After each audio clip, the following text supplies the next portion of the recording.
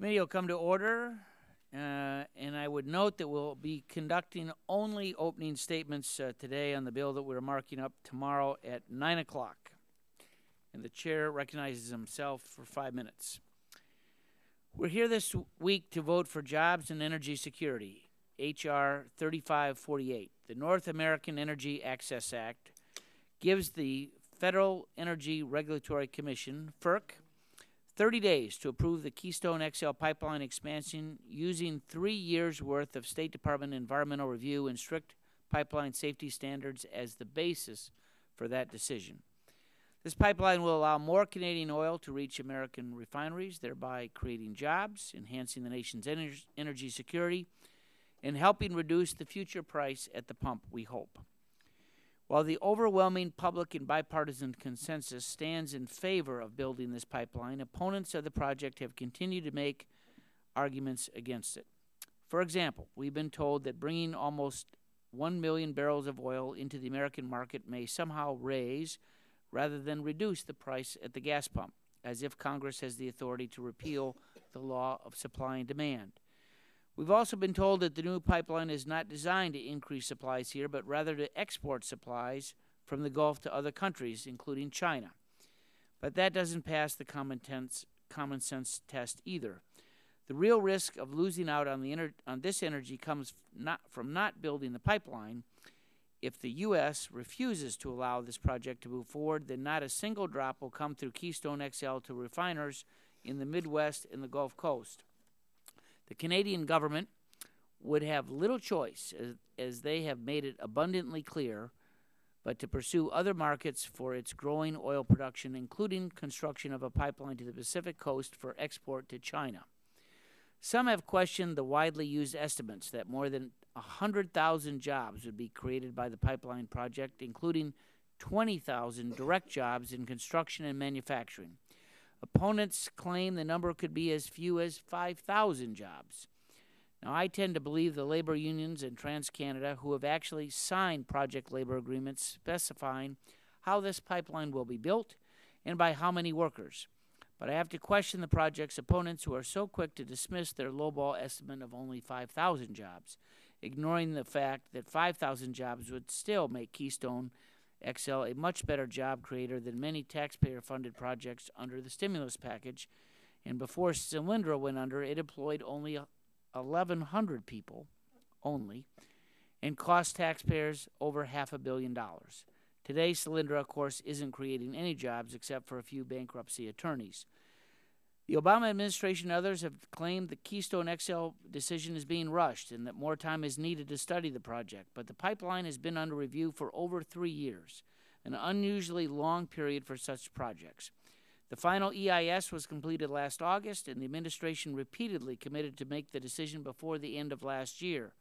The only thing that has changed since then is an intra-Nebraska dispute that has already been resolved at the satisfaction of the state government there. And on that point, I would like to thank my good friend and colleague Lee Terry, not only for his sponsorship of this bill, but for tireless efforts to dispel the many Nebraska-related myths put forward by opponents of Keystone XL. Finally, there is reason to question the claims that stopping the pipeline is the right thing to do environmentally. Without Keystone XL, Canada's rising oil production will reach its end users via increased use of tankers, barges, trains, and trucks, all of which are far riskier modes of transportation than pipelines. The administration's own EIS statement concludes that there is nothing to be gained by rejecting the pipeline. In sum, the arguments against H.R. 3548 are weak, as the arguments for it are as strong. It's time to end the delays and start the building. I yield back and recognize the ranking member of the committee, a gentleman from California, Mr. Waxman, for 5 minutes for an opening statement. Thank you, Mr. Chairman. Today we begin consideration of controversial legislation to mandate approval of TransCanada's tar sands pipeline, Keystone XL. If we adopt the Republican proposal to approve Keystone XL pipeline, we might help with job creation in other countries, but it won't do much for the United States. A green light for Keystone will lead to massive imports of transmission pipe manufactured overseas. I'm sure the steel mills in India or China will be delighted. Canada will be able to export its tar sands to the global market rather than having to sell it at a discounted rate in the Midwest. And because the products will be exported from a foreign trade zone, China will be pleased that it can buy petroleum products without having to pay U.S. customs duties. This is hardly the backbone of a domestic energy policy for the 21st century. The American people will bear the risks, and big oil will reap the rewards. With this pipeline, we get more carbon pollution, more dangerous oil spills, land seizures by a foreign company, and higher oil prices in the Midwest. Big oil gets the ability to extract more profits from the Midwest, a conduit for exporting tar sands products to China, and the green light to exploit the tar sands at maximum speed, regardless of the consequences. President Obama listened to the differing views of American citizens and made a responsible decision. He would not approve the pipeline through the ecologically fragile sand hills areas in Nebraska, but the State Department would consider an alternative route. Nebraska is taking the time to find a route that is acceptable, and the President is making sure that he has all the information he needs to make the right decision. This bill takes the opposite approach. It gives the pipeline an unprecedented regulatory earmark. It directs FERC to approve the pipeline, even though we don't yet know what route it will take through Nebraska. For a year, I've been asking a simple question: who benefits from this extraordinary congressional intervention in the regulatory process? Last year, Reuters reported that the Coke industries would be one of the big winners from this earmark. There is ample evidence to support this. Last May, I contacted Coke to inquire about the nature of its interests in the pipeline. They responded that despite the evidence to the contrary, they had no financial interest in whether the pipeline was built or not. And I accepted that answer. But then I learned that Coke had told the Canadian government that the company had a direct and substantial interest in the pipeline. I wanted to know why Coke would tell the U.S. Congress one thing and the Canadian government the exact opposite. Unfortunately, Chairman Upton and Chairman Whitfield have refused to invite Coke to testify. So we are left with unanswered questions. Why is Koch Industries being placed in a witness protection program? What does the company have to hide? And why does the company get special treatment while the American people get left in the dark? I also asked the chairman to invite the operator of the pipeline, TransCanada. Members on our side want to ask TransCanada reasonable questions like what route it plans to follow and where its pipe will be manufactured. We also want to know about these jobs figures that have been bandied about. But like Coke, TransCanada refused to appear, and once again we're left in the dark. This pipeline is a bad idea, and so is this bill. And, Mr. Chairman, I yield back the balance of my time. Thank you, Mr. Waxman. At this time, I'll recognize the gentleman from Texas for 5 minutes for an opening. No, 3 minutes for an opening. No, okay. 5 minutes for an opening statement. Whatever, Mr. Chairman.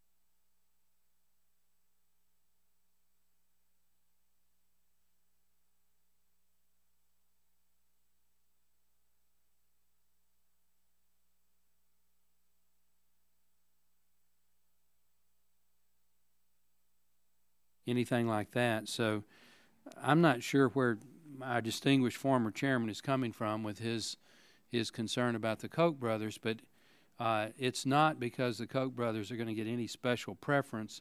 Yeah, actually, I will be happy to yield. You don't normally yield in an opening statement. No, I appreciate that, but the fact of the matter is we don't know if that's it, and we would like them to tell us. What exactly what interest do they have? Is it just because they can get some of the the oil sands once it's transported? Is Well, it something more than that? We would like our questions answered. There are statements made, as you assumed, and others have said explicitly, but I'm not sure that we could just say, okay, we're going to take. I'll continue to research it, Mr.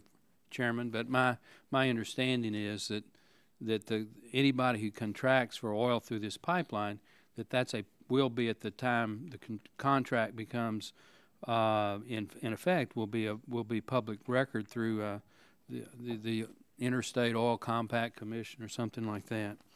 In any event,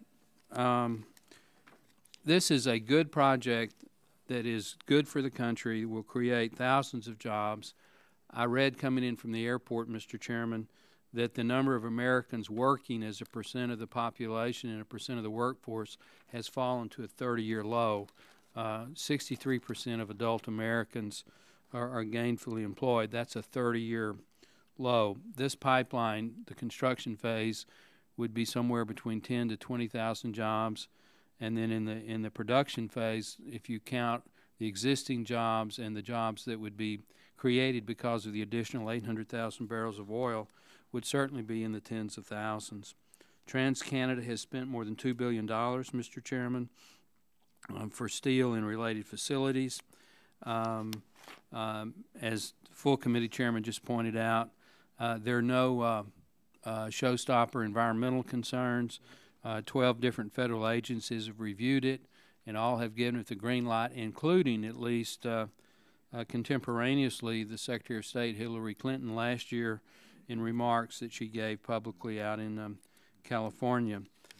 We need to get this project started. H.R. 3548 is a way to do that.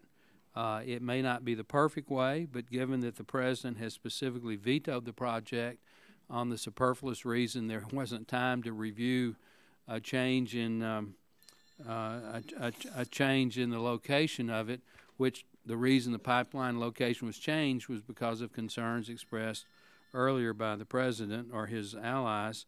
I'd say it's time to move the Terry bill, and I'm very happy that we're getting ready to do that. And with that, I yield back. Thank you, Mr. Barton. At this time, I recognize the gentleman from Michigan, Mr. Dingell, for a 5-minute opening statement. Mr. Chairman, I thank you for your courtesy, and I grieve that I cannot thank you also for courtesy in the way this bill is being handled. The bill comes up, all of a sudden the bill is redrawn, all of a sudden the bill is scheduled for more markups before this body, and we find that none of the concerns that have been set forth by any of the members have been addressed. In addition to that, we find that there is no proper consideration of the concerns expressed by many of the members. I happen to be one of the fellows in this committee who wants to support this legislation. I think it's a very useful thing that we should move forward on the bill. Unfortunately, the actions of the leadership here are making it impossible for me to do that. And it is markedly impossible to say that this is the right way in which this should be handled. The regular order is not being observed. We've not had proper hearings. We've not had the reports on the document. We've not heard what the administration says about it. And we note that the bill is now going to take a new form, be before us, I think, tomorrow. All of a sudden, with perhaps the scantiest kind of notice that's ever been given on a piece of legislation. It happened over a weekend, no legislative days, but all of a sudden we're ready to mark up the bill, and not in the subcommittee, but in the full committee. One of the interesting things about this kind of arrangement is that the end result of this kind of conduct assures us that the bill is going to provide substantial employment, but it's going to be for the legal fraternity, which is going to make lots and lots and lots of money on litigating the questions that are associated with this. The wisdom that has gone into addressing these kinds of questions by careful and scrupulous attention to detail, fact, and the gathering of proper information is being completely disregarded here. We note that that the requirements of NEPA are not being met, and that nobody knows what will be the impact of this. We know it's going to traverse the Ocala aquifer. I can assure you that the agency charged with the responsibility for this knows nothing about the issuance of permits on oil pipelines, although they might know a little about the issuance of permits on gas pipelines. It is fair to observe the pipeline is going to be 1,700 miles. It's going to go from here to hell and perhaps back and cause lots and lots and lots of fussing as it goes. And nobody is going to be hearing or is going to be having an opportunity to complain.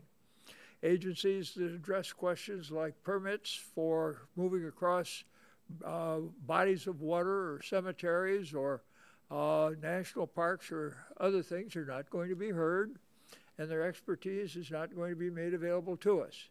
But the pipeline is going to be built amidst vast litigation and profound ill will which it is going to generate. The end result is that we're going to probably see that it's going to take longer than a more thoughtful approach, because litigation of this kind can go on for as long as 4 or 5 or 6 or 7 years before the courts, before it even gets into the Supreme Court, and then it goes out of the Supreme Court and comes back amidst vast and profound waste of time. Perhaps we will be saved from this by the fact that the Senate's not going to take the bill up.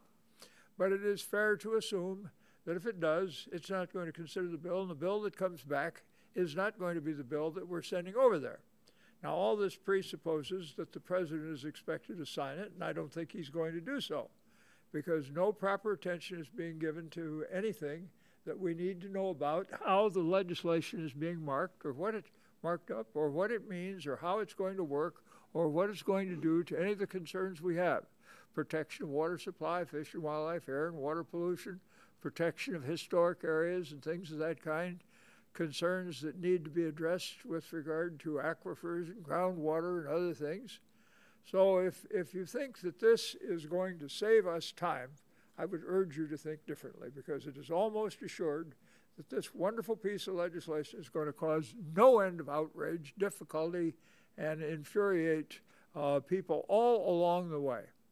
And I would suspect that if I came from Nebraska, I probably would be mounting a gun at the border to see to it the damn thing didn't go across my state, because I've heard some complaints from that out there.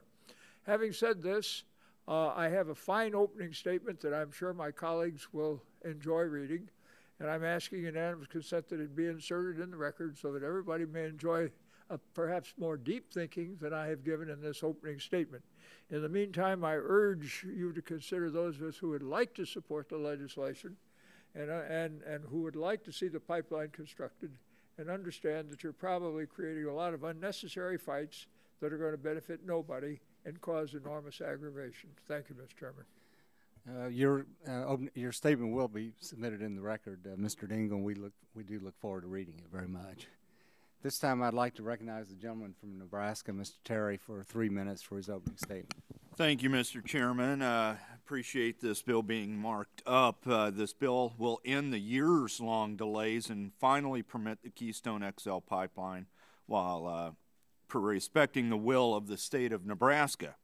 After hearing testimony from FERC, the Corps of Engineers, the Department of Interior, we made some changes to the originally drafted bill and are part of the amendment in the nature of a substitute, which we will consider tomorrow.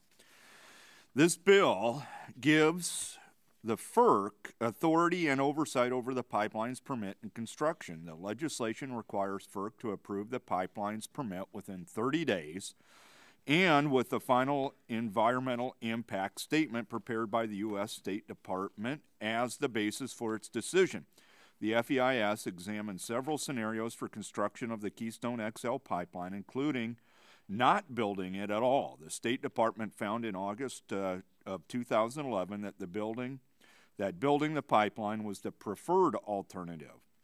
This legislation is important in my home state of Nebraska because it sets a time limit of 30 days for entering into the MOU with FERC. Furthermore, it gives FERC 30 days to approve the Nebraska reroute after the state's governor has completed the necessary environmental review and approved it. FERC has decades of demonstrated experience siting interstate natural gas pipelines, certainly more than the State Department or the White House, making it the expert. Since the beginning of the discussion on Keystone, I have focused on energy security and jobs. I believe it is our national interest to secure energy from our neighbor and our best trading partner, Canada. I can't say it strongly enough. The Keystone XL pipeline will greatly enhance America's energy security. With the current situation in the Middle East and tensions in the Strait of Hormuz continuing to rise, approving this pipeline is the right energy and national security policy for America. Canada is already our largest supplier of imported oil, almost 2.4 million barrels per day, or 1/4 of our imports. With this proposed pipeline, our crude imports from Canada could reach 4 million barrels a day by 2020, twice what we currently import from the Persian Gulf. Enhancing our energy partnership with Canada will strengthen America's energy future. Each additional drop of oil from Canada offsets a drop of OPEC oil.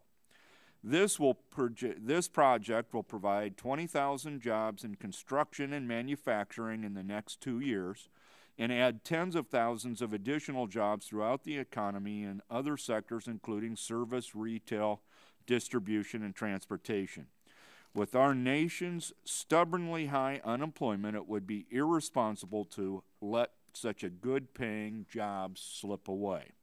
National security, energy security, and jobs, these are the things that will be accomplished if this bill is signed into law.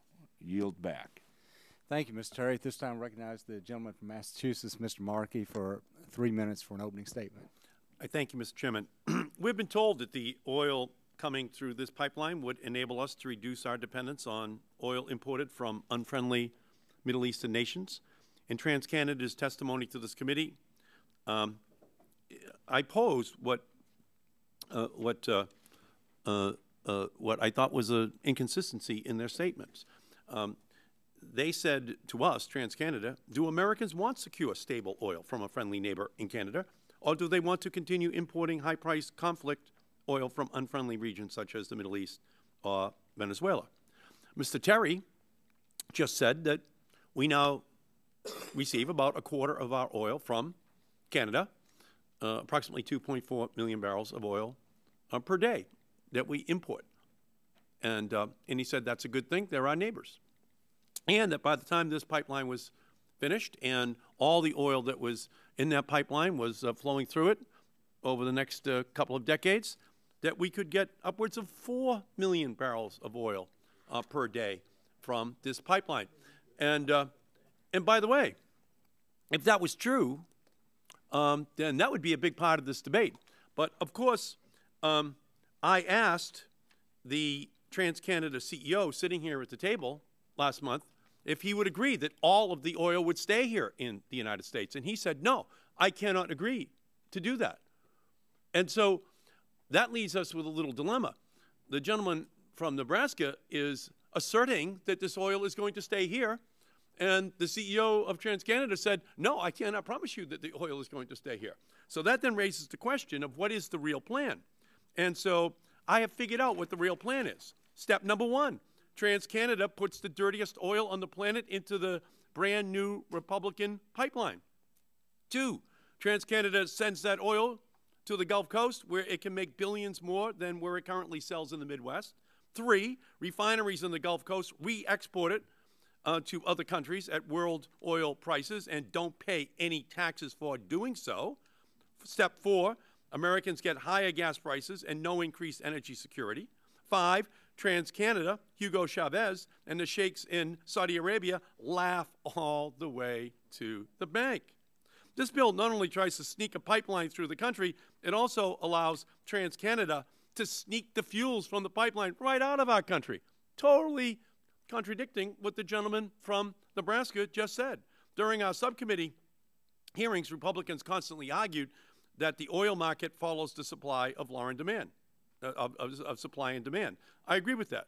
What they fail to mention is that it's OPEC's law of supply and demand that governs this market, which is we control the supply, so you pay what we demand. If this oil stayed here in the United States, that would be great. But the truth is, all we're going to be in the United States and this is TransCanada's vision that we're going to pass out of this committee tomorrow, is as the mere middleman between Alberta and Asia. I hope we can all agree, if the pipeline is built, the oil and refined fuels should stay here. We should write it into the bill. That will be my amendment tomorrow, and I hope that I can have the support from the Republican side so we can go from 2.4 million barrels a day coming from Canada up to 4 million a day as the reward we get for having the pipeline go through our country. Thank you, Mr. Markey. At this time, I recognize the gentleman from Pennsylvania, Mr. Pitts, for 3 minutes for an opening statement. Thank you, Mr. Chairman. It is unfortunate that at a time when Americans are looking for work, this administration chose to put politics first. Approving the Keystone Pipeline project would have been the safe, appropriate thing to do, and more importantly, it would have created jobs. Unemployment continues to hover around 8.5% in this country.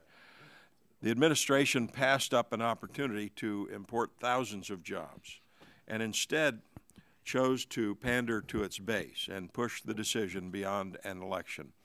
After the President chose not to work with Canada on this project, Canadian Natural Resource Minister Joe Oliver hinted at diverting this oil westward to China. He said, quote, "The decision by the Obama administration underlines the importance of diversifying and expanding our markets, including the growing Asian market," end quote.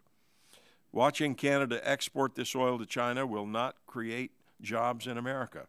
The President made the wrong decision in snubbing Canada, and we will work in this committee to make sure that his decision is not final. The bill before us today will simply expedite the approval of the pipeline so that delay tactics and political calculations will no longer keep key jobs out of our economy. Jobs are going to be created either here in America or China.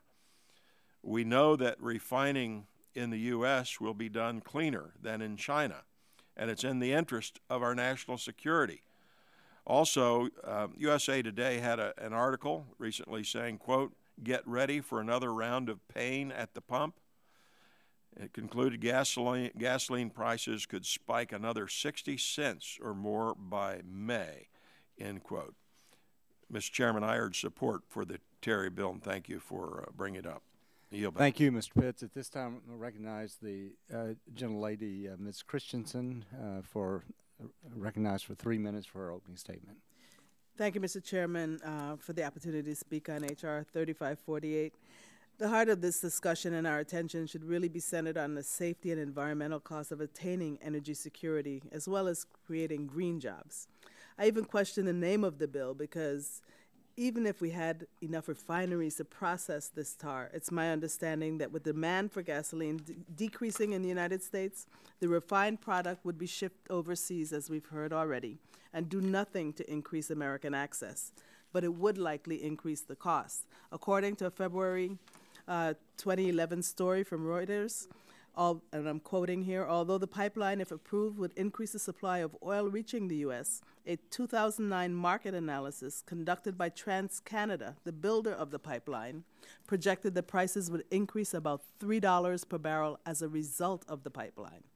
And with Hovenza closing in my district and refineries closing everywhere, I wonder if this has been evaluated enough to know if any of them that are now closed or any that remained open would make the heavy investment necessary to process these tar sands. This project raises safety and environmental concerns that the cost should not outweigh the benefits, which is consistent with President Obama's statement that this should be carefully studied to ensure all questions are properly addressed and all potential impacts are properly understood. To date, the safety and environmental studies performed regarding the Keystone XL pipeline raise significant issues that merit further examination. Proposed legislation intended to weaken regulatory oversight ignores the recognized need for responsible development practices in the energy arena. This is a precedent we do not need and ought not to set. I agree with the recent National Petroleum Council report, which recently stated quoting again, in order to realize the benefits of North American oil resources, safe, responsible, and environmentally acceptable production and delivery must be ensured in all circumstances. The critical path to sustained and expanded resource development in North America includes effective regulation and a commitment of regulators to continuous improvement in practices to eliminate or minimize environmental risk. That's from the National Petroleum Council. Even in the absence of a spill or a leak, this project will create long-term increases in greenhouse gas emissions at a time when all experts realize the need to achieve the opposite.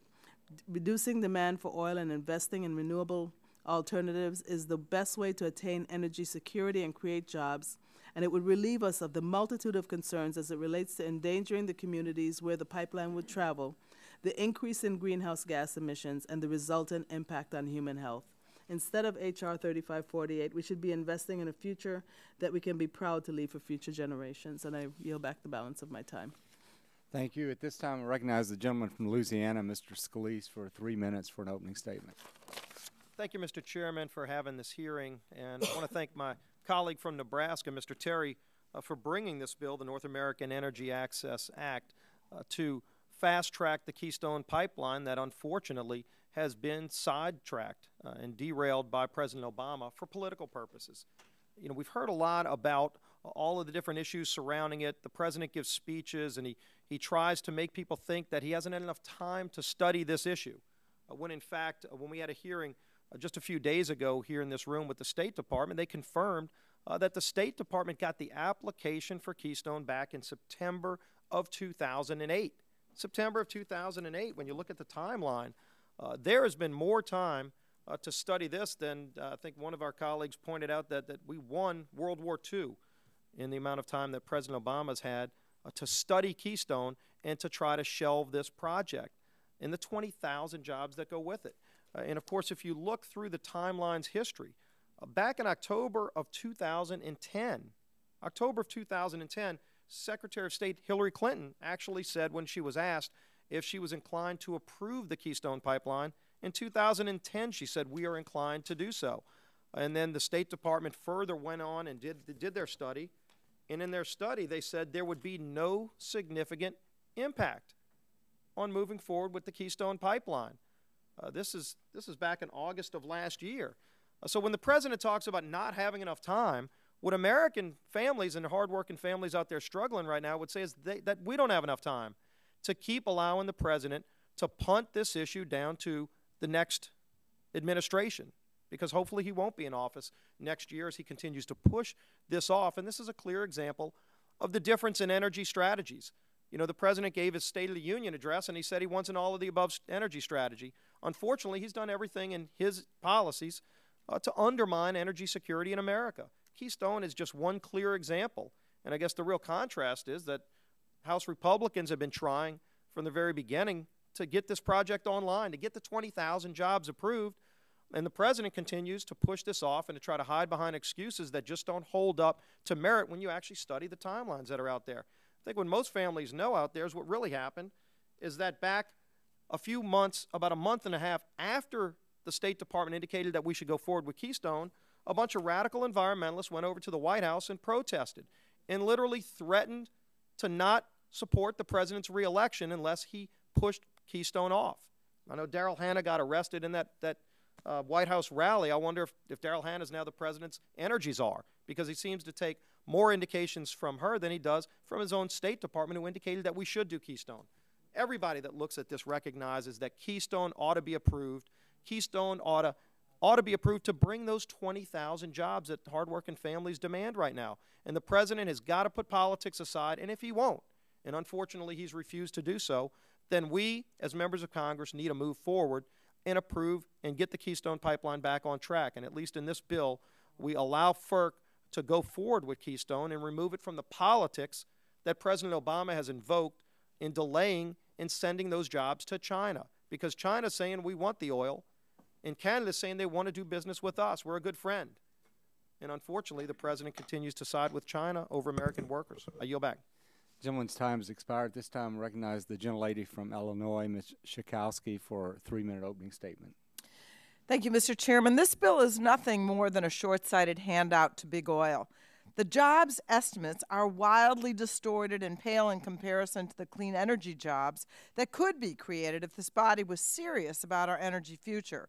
This bill would also allow for irreversible damage to our nation's water supply. H.R. 3548 supporters claim Keystone XL will create at least 20,000 new jobs. You can say it all you want, but even a vice president of the company petitioning for Keystone, TransCanada, has said that the number reflects temporary jobs and admits that permanent jobs will be in the hundreds. And Cornell University researchers found that XL Pipeline would create far fewer than 20,000 temporary construction jobs, more like 500 to 1,400. Their analysis went on to say that the construction of Keystone XL, quote, may actually destroy more jobs than it generates, unquote, as a result of widespread contamination of agricultural lands and water. 2.4 million jobs have already been created in the clean energy sector and related industries. The Department of Energy Loan Guarantee Program, which was highly criticized by our friends across the aisle, has already created 50,000 direct jobs. According to the Center for American Progress, clean energy investment creates more than 3 times the number of jobs as the fossil fuel industry per $1 million spent. And a study from the University of California, Berkeley, demonstrated that shifting from dirty energy toward energy efficient sources creates net jobs, and found that continued effort to expand green energy would create millions more jobs. And if you care so much about jobs, we should be voting on the President's Affordable Jobs Act. That's 2 million new jobs. Beyond the irrational economic argument for Keystone XL posed by the majority, the pipeline would directly threaten the water we drink and produce and consume. The pipeline would cross major rivers, including the Missouri, Yellowstone, and Red Rivers, as well as key sources of drinking and agricultural water, as the Ogallala Aquifer, which supplies drinking water for 2 million Americans and 30% of American irrigation water. The XL pipeline's predecessor suffered 10 major leaks in its first year of operation, and similar spills in the Ogallala Aquifer would cripple many Plains states. A University of Nebraska study concluded that 91 major spills can be expected from the XL pipeline over the lifetime of the pipeline, and that is why the President was right not to move forward with the pipeline at this time. We cannot afford to cling to oil as the energy technologies of the future take hold, and we cannot turn a blind eye to the immense environmental ramifications of moving forward with this pipeline. I cannot support this legislation. I urge my colleagues to vote no, and I yield back. Thank you. We made a decision that we'd be giving these opening statements based on who was here and what time they got here, so I'm just going to tell you. We just have a few people left, but Mr. Harper is next, then Mr. Cassidy, then Mr. Burgess, then Mr. Murphy, and then I deferred my opening statement, so after you all finish, I'll give mine. So at this time, I'll recognize Mr. Harper for 3 minutes. Thank you, Mr. Chairman, for bringing H.R. 3548 to the full committee for markup. I'm excited about the work that the Energy and Commerce Committee continues to do to report common sense legislation that creates jobs for Americans. I, along with members of the House and Senate, as well as much of the American public, was very disappointed in the President's political decision to reject the application for the Keystone XL pipeline. That disappointment is rooted in a belief that Keystone XL makes too much sense to reject. The pipeline from Canada to the U.S. Gulf Coast means jobs for Americans. Estimates show that Keystone XL could create 20,000 jobs immediately and another 100,000 indirect jobs over the course of the pipeline's lifetime. And those are jobs that don't require a flawed stimulus bill or the wasting of taxpayer dollars. Mr. Chairman, at a time when the economy is still soft and unemployment numbers are still too high and too many people have quit looking for work, Keystone XL would be welcome news to many American workers. In a recent United Technologies National Journal Congressional Connection poll, 64% of those asked favored the building of Keystone XL pipeline. Estimates show that the pipeline could transport almost 1 million barrels of oil per day more from Canada and the Bakken Shale Formation in North Dakota and Montana to Gulf Coast refineries. With the ability to transport that amount of oil from our largest trading partner and neighbor to the north, Canada, as well as domestic oil from Bakken, and with the ability to create those jobs, it's no wonder why the American public supports Keystone XL. The sentiment of the American people is what brings us here today. I'm pleased that there has been a legislation introduced in the Senate to push Keystone XL, and I'm very happy to be here today to express my support for the House legislation. With the recent news projection that gas at the pump may soon reach $4 a gallon, it's important that we take steps to increase our supply. The Keystone XL pipeline can be completed in an environmentally safe manner and allows us to conduct business with our friends in Canada. Support in the House to move the pipeline forward has been bipartisan, very public, and very well received by the American people. That effort continues here today with the markup of H.R. 3548. I urge my colleagues to support this shovel-ready jobs and energy project. And at this time, I would yield to the gentleman from Nebraska, Mr. Cherry. Thank you. Very quickly, Mr. Chairman, I just, in regard to the gentlelady from Illinois' statement about a University of Nebraska study, there was no University of Nebraska study done. It was a professor who works at the university, but it was not a University of Nebraska white paper. It wasn't even really a study. So I just wanted to clarify. Thank you. This time, I recognize the gentleman from Louisiana, Mr. Cassidy, for a 3-minute opening statement. Thank you, Mr. Chairman. Unemployment right now in our country is not generally distributed. It is particularly concentrated among blue-collar workers, particularly blue-collar men. And the problem with the president vetoing this is that blue-collar men have traditionally been employed in construction, manufacturing, and mining. And so it is particularly tragic that the president has decided to sacrifice the Keystone XL for political purposes. The Keystone XL pipeline delivers blue-collar jobs in each area the blue-collar jobs have traditionally been created. Mining is most obvious. And although it is in Canada, there will be many Americans employed in the mining of this oil. Construction is next most obvious. We are going to construct a pipeline from Canada down to the Gulf Coast. The idea that this will create only 500 jobs is kind of silly.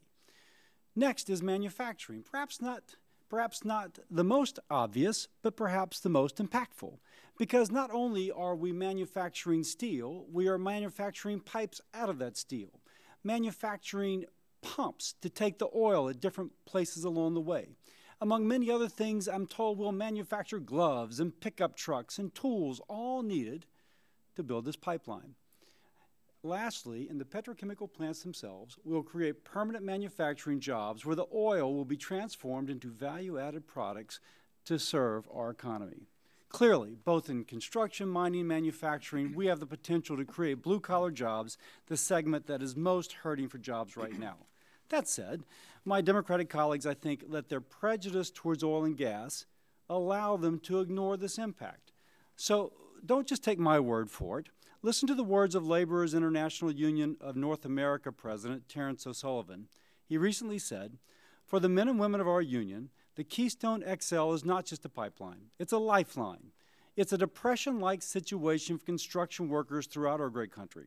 Our country needs to do more of this, matching men and women who need work with work that needs to be done." Again, I ask my colleagues and the President not to let prejudice against oil and gas penalize those families who most desperately need good jobs with good benefits. I just hope, for their sake, my colleagues will join us in supporting this bill. I yield back. Thank you, Mr. Cassidy. At this time, I recognize the gentleman from Pennsylvania, Mr. Murphy, for a 3-minute opening statement. Thank you, Mr. Chairman. Fewer than 2 weeks ago, President Obama came before Congress saying he wanted to increase domestic oil and gas production. Energy means jobs, he told us. Then why did he block the Keystone Pipeline, which is the largest energy job creation project in the country? This privately financed, heavily studied $7 billion and 1,700-mile pipeline will create 20,000 good-paying American jobs and tens of thousands of spin-off support jobs. Concern raised by the Environmental Protection Agency about the pipeline's route through the Nebraskan sandhills were resolved by the state's legislature and governor. Now, Nebraska elected officials have repeatedly said the construction could begin while the details on rerouting through the state are finished. Moreover, there is no federal role and no permit from the executive branch is required for an intrastate pipeline like the Nebraska reroute. The State Department is ready to give the green light, There's been bipartisan support for its construction in Congress, and in August, the final federal environmental review was supportive. The momentum was there. Then, after nearly 4 years of study, the president denied the permit, a move likely to bolster his re-election prospects among environmentalists and more liberal members of his party who have been dead set against the project from the beginning. But the president's authority to not deny the project was permitted only if he believed it was not in the best interest of the United States. When Iran threatens to shut down the Straits of Hormuz, through which 20% of world oil travels, and 13 million Americans are out of work, how is a stable energy source and all these jobs not in the best interest of our country? America and southwestern Pennsylvania need these pipeline jobs. From local steel mills to machine shops to factories, the pipeline project will indirectly impact our regional economy. The Keystone Pipeline project requires no taxpayer money, a far cry from the $1 trillion of our children's money wasted on a failed stimulus plan that did nothing to reduce long-term unemployment. By denying the permit, the president has allowed OPEC to tighten its stranglehold on the United States economy. If we are ever going to stop sending more than $150 billion a year in foreign oil, which is also foreign aid to OPEC, we must seek out stable energy sources that break our dependence on Mideast oil. The president's decision to punt is significant. It means that Canada, with its oil surplus, will look to sell its reserves to other nations, namely to Chinese state-owned refineries, where they will support Chinese jobs. It means we continue to spend blood and treasure in the Mideast to protect OPEC oil, keep open the Straits of Hormuz, and other military operations. So here's the bottom line. We need jobs, we need energy security, and North American pipeline is needed, and all these jobs are needed and worth emphasizing and re-emphasizing and re-emphasizing.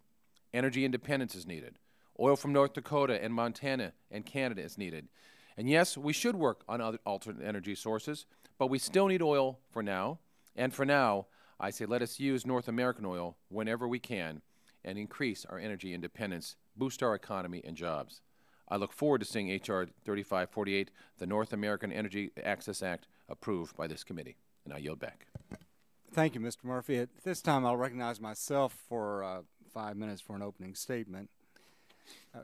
I don't think there's ever been a pipeline that's been more thoroughly analyzed than this pipeline. There have been 40 months of review, 11 agencies, 7 committee meetings, 2 bills passed the House of Representatives, and 1 was signed into law by the President. The controversy now seems to be that because the route was changed in Nebraska, that for some reason that means you have to delay this pipeline for almost ever. And I would just like to go back and review some historical facts relating to this pipeline. First of all, the original application was submitted by TransCanada in September 2008. In April 2010, the State Department issued its draft environmental impact statement on the project. And then, as was stated by Mr. Scalise, in October, Secretary of State Hillary Clinton was given a speech in San Francisco and was asked whether or not she intended to approve the Keystone XL pipeline. And she said, we are inclined to do so. But because of political pressure, she did agree to a supplemental environmental impact statement. The supplemental was released in April 2011, and that found no new issues of substance. In August of 2011, the State Department issued its final environmental impact statement and initiated the Interagency National Interest Comment Period. And in that final environmental impact statement, the State Department specifically said that looking at the option of 1, building the pipeline, or 2, not building the pipeline, the preferred option was to build the pipeline. And the rationale for that was if without the pipeline, if you move the oil from Canada to the U.S., it would be moving by trucks and by rail, and there would be more emissions into the atmosphere that way than certainly by using the pipeline. Anyway, after the State Department issued that final EIS in August, everyone was prepared, and it looked like it was imminent that the State Department was going to make a final decision. But because of pressures on the President, he announced that he was going to postpone any decision until after the election. That was what precipitated the original legislation on the tax, payroll tax deduction legislation in which we requested the president to make a decision by in February of 2011. And soon after that, the State Department announced it would seek a new route through the state of Nebraska. And based on that, the president said, oh, this changes everything.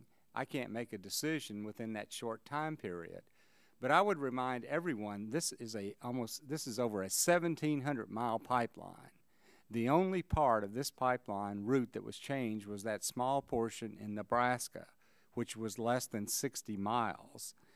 And once the decision was made by the State Department to reroute in Nebraska, the governor of Nebraska called a special session of the legislature, and he passed a new law which gave the Nebraska Department of Environmental Quality the ability to cite and evaluate the new route in Nebraska within a very short period of time.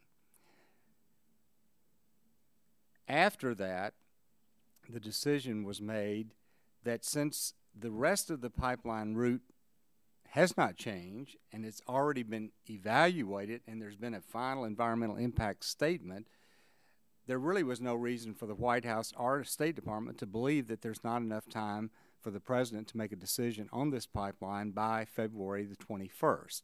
And that's why we put this in the Payroll Tax Extension Act, because we thought the argument was not valid that the president was making. And that's why tomorrow we want to report this bill out of committee because we think it is the right thing to do. And someone asked the question, who will benefit from this pipeline? The American people will benefit from this pipeline.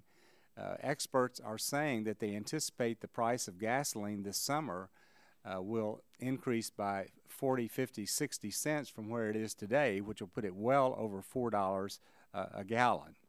Now, Mr. Markey raised the issue that, oh my gosh, all of this oil is going to be exported to Asia. We have a memorandum here from Carmine DeFiglio, PhD, Deputy Assistant Secretary for Policy Analysis at the Department of Energy, which was written in the summer of 2011. And he says this memorandum provides data and analysis about a number of issues raised by Dr. Verlegler, who is saying that all of this oil is going to be exported. And the Department of Energy, this is President Obama's Department of Energy, concluded that the refiners will likely consume the additional Canadian oil well in excess of what would be provided by the Keystone Pipeline. It also concluded that any export of Canadian oil sands from Port Arthur is extremely unlikely.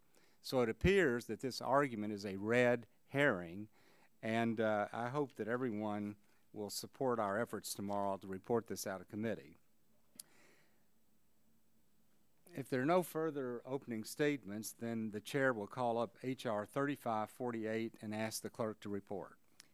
H.R. 3548, to facilitate United States access to North American oil resources and for other purposes. Without objection, the first reading of the bill is dispensed with, and the bill will be open for amendment at any point, so ordered.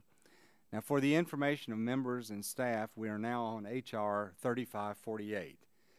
The committee is going to recess, but we will reconvene at 9 a.m. tomorrow. And I'll remind members that the chair will give priority recognitions to amendments offered on a bipartisan basis. I look forward to seeing all of you tomorrow, and at this time, the committee stands in recess.